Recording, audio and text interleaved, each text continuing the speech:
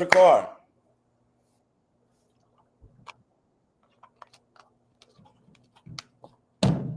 We go. Welcome in. Breaking down Logan Martin Lake with Jordan Lee, two-time champ. And Jordan, let's get down breaking down Logan Martin, buddy. We're breaking down Lake Logan Martin, which is not too far from me because there is a tournament coming up this week at Logan Martin, and we're using the deep dive app just to how we would break down this lake if we were there. And this is the information. Hey, this is what we got. We're going to show you all the different features and just kind of talk about it and see. I'm sure me and you would break it down a little bit different, but that's what's cool about it. And we're not fishing the tournament, which is also cool because we get to see if we're right or wrong from a distance. And I got very little knowledge about Logan Martin. 5 days total, and that was like 6 years ago or something. So I don't know a whole bunch about the lake. You know a lot about it. I wouldn't go that far. I don't know a lot, but I know enough. Yeah, it's gonna be fun. Yeah, there's a NPFL there, no live scope, and so you're gonna have to use your brain more than your units. And with the deep dive app, also, we're just gonna go through, hey, water clarity, wind, different stream flows coming into the lake, like just going back kind of old school. What are we going to look for, right? Right. So I'll go first. You ready? Go first. Let's hear it. I go first. First thing I'm looking for is I'm looking for water clarity or lack of it. I'm looking for the dirtiest water I can find. Not you. I figured you'd be in the clearest water in the whole river, drop shotting out deep. I'll get to that in just a minute. But here's why I'm looking for the dirtiest water, right? We know this. Shallow cover, hopefully less pressure. The dirtiest water most of the time, sometimes is the most unpressured water. And it's a confidence deal for me. And so there it is. I can find the dirtiest water and go to it. Now on the backside of it, we talked about the cleanest water. And at most tournaments, depending on the weather, if the weather sets up right, I try to find the clearest water possible too, because if you get a line of weather come through, you get overcast stuff, then you can go down to some clear water, cover some water, get some aggressive bites. So dirty water is my confidence thing, and then clear water is a weather thing for me. So we're changing. Obviously, the water clarity is what you're all seeing on the map here, satellite imagery. But like what Cliff said, here's a great picture of the dirtier water. And I would go ahead and say this is extremely accurate from being at the lake, because up there around I-20 bridge is where you see the dirtiest water. And possibly, in my opinion, that's where most of your largemouth are on the lake. The population, you always talk about the population of fish. Like you want to be where a lot of times the biggest population is too. I mean, especially starting out practice, like we would be, looking at the app right here. Like you want to start out in an area where you got confidence. Well, up here where I-20 is, you see the dirtier water. That's where a lot of the bank grass is. A lot of your largemouth habitat, and it is around that more stained water. But I agree with you 100%. Like it's fall, fishing's going to be tough. It's not going to be easy to get a bite, but you get a little bit more stain in the water, you definitely have a better chance at a bigger bite, rather than starting down and 5 foot of the 5 foot visibility on a glass calm day in October. So yeah. I like your thinking there. So I like dirty water, the confidence, the habitat, all that good stuff. And then another thing I'm looking for, hopefully up in that river, is current. And here's why current's a big deal. Current to me is it sets them up. So you're talking about the bottom, the bottom of the lake, clear water, probably not as much current. But that water, that current sets them up. Dirty water and current set fish up on objects, stumps, grass, little eddy seams, that kind of stuff. So dirty water with current is always a plus. And we got it pulled up here too. It doesn't seem like that they're pulling that much water right now, which is probably typical, unless you get a ton of rain. But like you said, knowing those times when they may be pulling just a little bit more, you can pull it up here like we would be doing and saying, hey, you may not want to go check a lot of that offshore stuff. Let's say you have a little rock ridge or, like you said, stumps, a little rocky hump, or actually you're at the concrete, which that always plays on Coosa River lakes. But you may not want to go up there until, let's say, they're pulling the most water, and that may only be one generator. But having that, and here's another deal too, Cliff. Sometimes that information is hard to find. I mean, you're always on, I would be on Google, and everybody that's fishing this tournament right now, if they have this app, or even if they didn't, they're going to try to find, hey, are they going to be pulling water at noon? And I believe for the Coosa River, you have to call a lot of times, and it is an automated number, and it is a pain. You're like, man, I got to dial this 1-800 number, click on. We can see right here, when are they going to be hopefully pulling the most water. But yeah, the river, the upper portion obviously is going to play more when they do pull that water, because it's just going to be that stronger current. But I love that you can actually see those times when, there's possibly going to be a little bit more water moving. Windows. Yeah. And two here, I'll point this out while we're talking about current, is this is on the StreamFlow, because we have different, we got the wind, water clarity. You can see all the creeks running into Logan Martin. And what this popped out to me is, you see that bright yellow line down here. It's Choccolocco Creek. Not at the bottom down here. We'll go up a little bit to the right. Yeah, this one right here. This creek is interesting because you get a lot of streams and a lot of water running in this creek over any creek on this river, or on Lake Logan Martin. And it's shoaly, it's rocky. But if you possibly had a small boat, this could be a creek that tournaments can get one out of,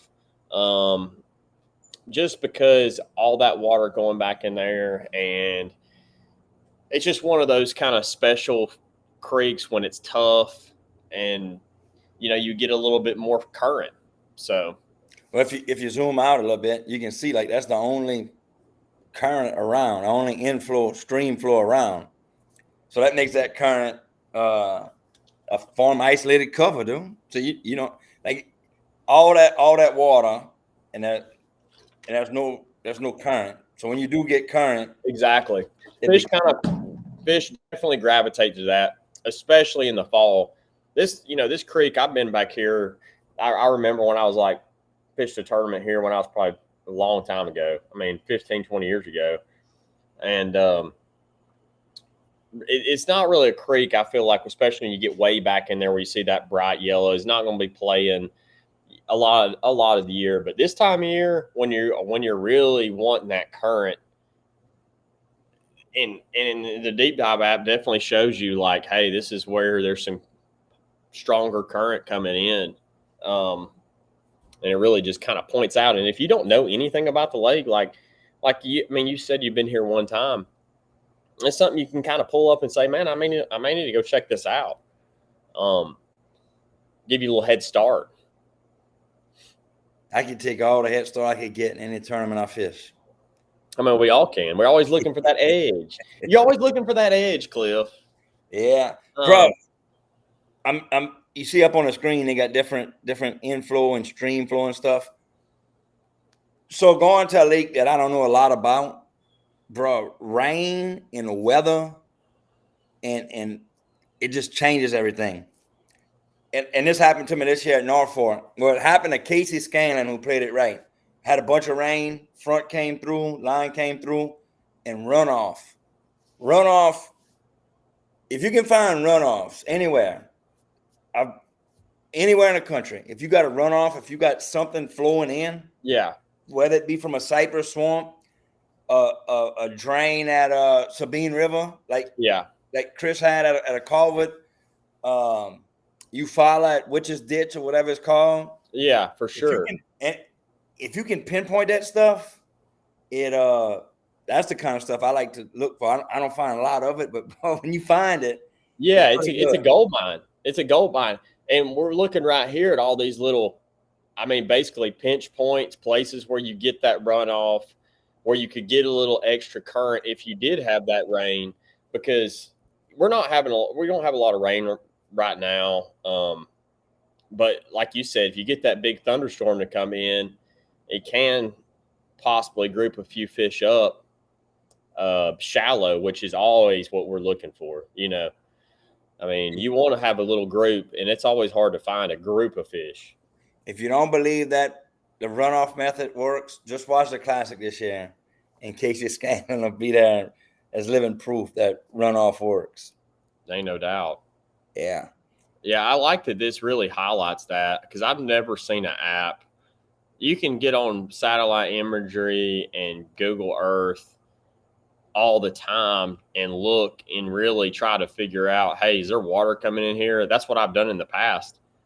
Now this really highlights that, those bigger rivers. And Choccolocco Creek, you go back to that one, because that's where a lot of runoff and streams are coming into that one, especially the back of it. And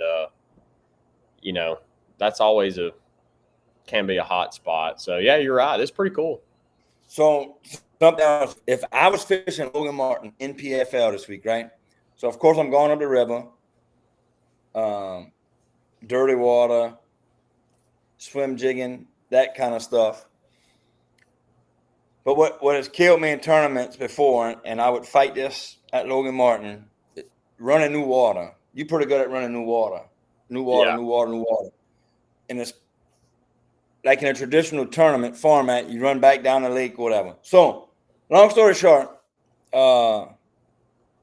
wind blown stuff. Fall tournament, no current, that type of stuff. We'll jump down to the wind app. So once I get up yonder, I run my water, fish my current, life is good. I can start working my way back down the lake. If wind will play at NPFL, I bet you $100. So up on the screen is the if there is any. If there isn't, yeah, I guess that's the wild card. That's what makes fall crazy. Like, if it rains, if you have a wind, like it'll be 90 degrees at that tournament at the end of the week. That's supposed to be fall, but it's still 90 in the south. So yeah, runoff, wind, that type of stuff. Those little, man, I love fishing that type of isolated situations, whether it be runoff, wind blown points, that kind of stuff. Yeah, so we're looking at the wind, projected wind of day one. And I like what you said there too. You're always looking for those bite windows, and wind, like you said, this time of year, man, is super important, because a lot of times those fish aren't feeding all day. You may have an early morning bite, but in the middle of the day, this is something I would look at, and maybe in practice, whether it's docks, you're running shade, a little bit of chop. A little bit of chop could make a difference between, getting one bite, two bites, to getting, 4 and 5 bites, which doesn't sound like a lot. You're not, or even more. But that's what you're looking for when you're Stagger Lee. Is that Stagger Lee? Yeah, that's Big Dog Lee. You hear him say "Daddy," but yeah, the wind is definitely important. And you can see how it's highlighted. We're getting that south. It looks like a southwest wind right here. It's 6, and to even get like an idea, okay, this part is going to be getting hit the hardest. That's something I want to target and practice, and go check and see if you get a few bites. Because that wind, I want to make it that much better. A little bit makes it that much better, especially when you're fishing shallow boat docks. If there are pole docks, anything where you just get a little bit more breeze, man, it could make all the difference in the world. I agree with you. Somebody could get dialed in with this and definitely have a good tournament. You talk about shade. Shade is the most underrated cover in the world, I think. Just shade pockets, corners of docks, down trees. Bruh. If I'm at Logan Martin, I'm spinnerbaiting the dirty water. I'm looking for wind, running back down the lake, hitting high percentage stuff, hitting those orange banks, those red banks with the wind. Life will be good. Either doing that or looking for inflow. If we get some rain, and I think that's a winning pattern at Logan Martin. I mean, one thing we haven't talked about, and I'm not sure until we look right here, is the water level. Is Logan Martin's one of those lakes that fluctuate, especially probably this time of year, where they start drawing it down, and where that water maybe has been in that bank grass for, let's say, last since May, I think is when they bring it up. They start dropping it around this time of year. It looks like right now it's 3/4 of a foot low. So that may take a lot of that, maybe not all of the shallow, like bank grass type deal out of play, especially if you had like a deeper section or a deeper stretch. But I do like this for the boat docks. I mean, if I saw this and I was coming to this tournament, number one, you can get a bait under there a lot easier on these docks that are, let's say, have been full pull all year. You get a little drop. The more you get on Logan Martin, especially getting into November, I fished some tournaments there. I mean, you can sling a square bill back under them and get a big bite like That's that. pole docks. A lot of pole docks. You do have obviously some, some floaters like to the side of a pole dock, but I definitely think, you can run a dock pattern on Logan Martin 100%. They always live on docks year round, no matter what. And if you can figure out a little pattern, or, it's obviously brush is going to sweeten it up, but docks will play, 100%. And, I'd look at this too, the water level, and just see the trend of it. Obviously, if it's trending down, that kills the grass bank for sure. And looks like this is just for the week. It's definitely going to be trending down. That's a lot. That's a pretty big drop. You're talking about half a foot. And this may be, you could go back and look at the historical data. But right here, I think this time of year is when they start to bring it down. For winter pool. Sucking out. Yeah, but that's a big deal. You definitely going to be paying attention to the water level. We're looking at the current, and it looks like early in the mornings when they started pulling today. So maybe one of those things, first thing in the morning, or no, I say early in the morning. That was at about 2 p.m. I'm sorry. I got my times mixed up. Maybe 3. They may not be pulling water all day. I've seen this at Wheeler before. So like when they pull water, that water, you know, is dropping or whatever. And then when they like they were pulling it during the daytime, right? They would start like mid-morning. Yeah. So early in the morning, when like that water would like float up, it would rise a little bit when they kill it.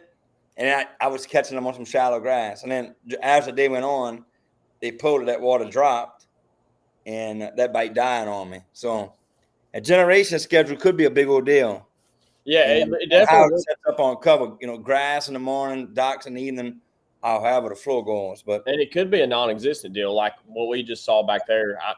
I misread it at first. I thought it was in the morning, but it looked like at about 3 o'clock is when they're going to generate anything. I don't think 10,000 is a lot to begin with, but I mean that's when the tournament when you're weighing in. So you may just can that idea of, hey, I need to go look for these current spots. It's not going to be playing if they're not pulling water. You may be just, more power fishing shallow. So all this on the deep dive app, I mean, what an advantage to be able to, pull everything up and kind of get a game plan before you go into the tournament just off one app. I mean, and here's the deal: not only the information going into the tournament, but and I'm talking about Logan Martin because I hadn't been there a whole bunch, right? But what has killed me in tournaments in the past is you're like, man, what's around that corner? What does that water look back there? Like if I know where's more dirty water, I can run more dirty water. You know what I'm saying? So knowing what's yeah, around that corner or where I can find more conditions like this, if I can dial up what I'm looking for and go right to it, it makes pattern fishing a lot easier. Whether it be windy banks, dirty water, inflow, whatever. yeah, I know what you're saying, because there's always like that unknown when you go to a lake, especially where you haven't been in a while, or you haven't been too much. There's that unknown factor, right? Where it's like, man, I wonder what this creek like. I wonder if it gets stained up, or if it's something I'm looking for. To be able to have that information like just right there and give you an idea like what's around the corner, it is a huge advantage. Um, so I definitely love that.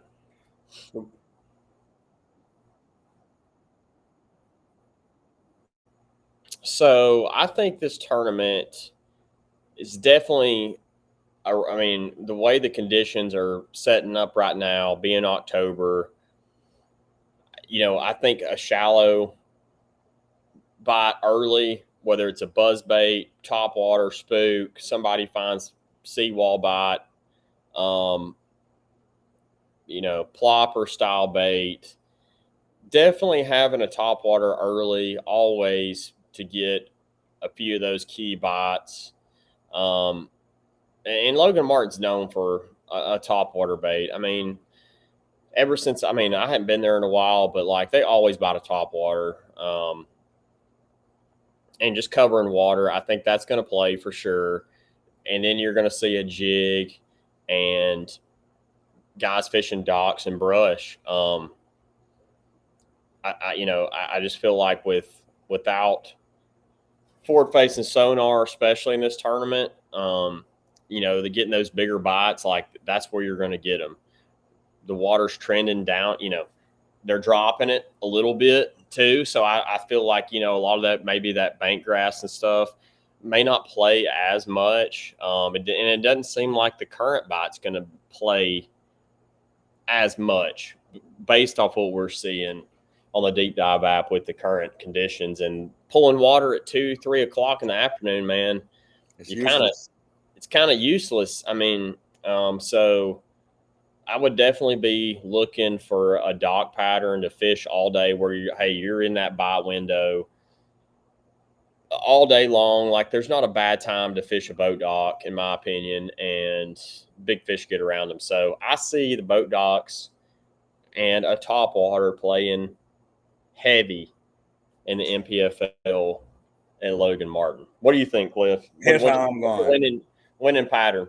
Here's how I'm going. I'm going up the. Somebody's gonna catch them up the river in the dirty water in the grass. Okay. Check. It's gonna happen. Okay. And then here's the backup pattern. A lot of release fish up there too. Here's the backup pattern. The secondary pattern is gonna be buzzbait fishing, shade lines. Okay. And here's why. You get the best of both worlds. You get a shallow river fish. You groove in dirty water. What grass patches you have, that type of stuff. When that dies, it's time to run shade, run cover. Shade's a piece of cover. Water's dropping. We ain't got no current. We're looking for something to fish to be set up on. Docks are good, but it's hard to be fishing and cover a lot of docks. So I'm going buzzbait, shade lines. I like it. I wish I'd have turned on my outdoor lights out here because I didn't even realize how dark I'm getting here. But I think you're spot on. I like the predictions. We'll see if we're right. Definitely. I'm loving the app and just all the different everything we can basically look at here to dissect a lake. So dissect it. Current conditions. Hopefully, we get some weather. We get something to happen where you can really use all the different stuff. Yeah. Going into this tournament. But for me, in this one, the top thing is watercolor, and I'm going up the river. I like it. Good game plan there.